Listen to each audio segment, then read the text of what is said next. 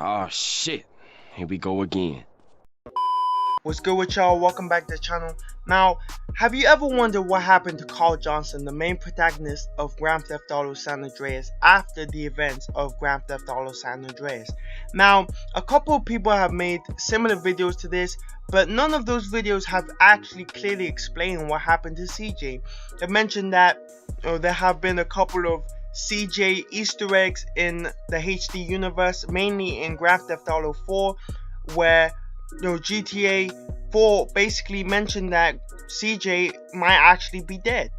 And there is also another Easter egg in GTA 4, which is a billboard outside the Middle Park East safe house, which basically depicts a man that really looks like CJ, and in my opinion is pretty much Carl Johnson, let's just be honest. And basically it's a picture of CJ drinking wine with the words "front a lot" beside it, which is presumably the product that is being advertised. And in GTA 5, during the mission Hood Safari, once you begin to approach Grove Street, you will see a group of guys on bicycles who look very similar to CJ, Ryder, and Big Smoke from GTA San Andreas.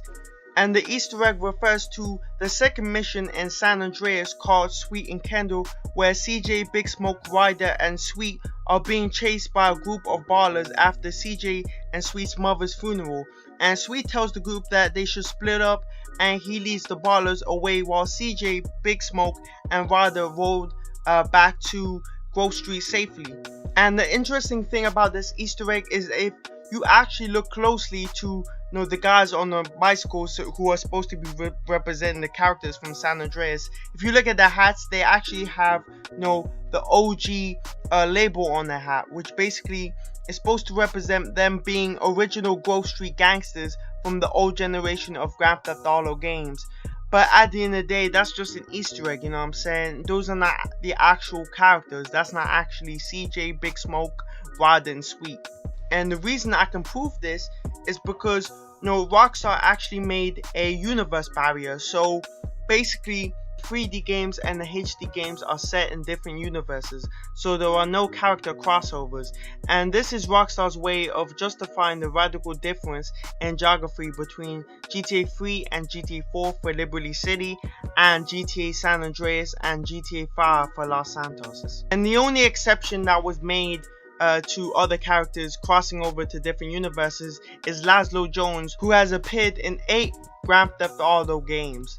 And the reason why he was able to appear in Grand Theft Auto 5 is because in the previous games he never actually made a physical appearance. That's the reason why he was able to be included in Grand Theft Auto 5, where you could actually see him for the first time.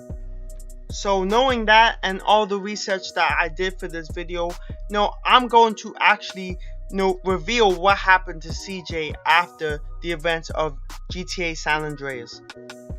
In the final cutscene after the last mission in GTA San Andreas, it is revealed that Carl Johnson is a rich young nigga. I mean, he's living completely stress-free. He got rid of all his ops, he completely wiped out the ballers and pretty much all the rival gangs. And remember, he is responsible for Officer Tenpenny's death, so he doesn't have to deal with any more corrupt cops, and he can pretty much live stress-free. And his assets and business interests include the Grove Street Families gang and My Dog Contract in Los Santos, a car garage, and several other properties in San Fierro, and shares in the Four Dragon Casino in Las Venturas, as well as a government $60 million jetpack, which he pretty much stole from Area 69, which is Rockstar's version of Area 51. Now, if you guys do know, CJ is also, has multiple girlfriends in GTA San Andreas, so it's possible that he might still be dating Denise, although who knows, because she, it's possible that she can actually die in the game. And in terms of that, we don't know whether CJ is, just living the single life, or maybe CJ has decided to settle down with Denise or one of his other girlfriends, who knows. But what I do know is that CJ is alive and well. And around the time that the game was set in 1992, CJ would have been around 24 years old. So in 2021, CJ is actually 53 years old. And obviously, we just have to imagine that, the 3D universe is continuing.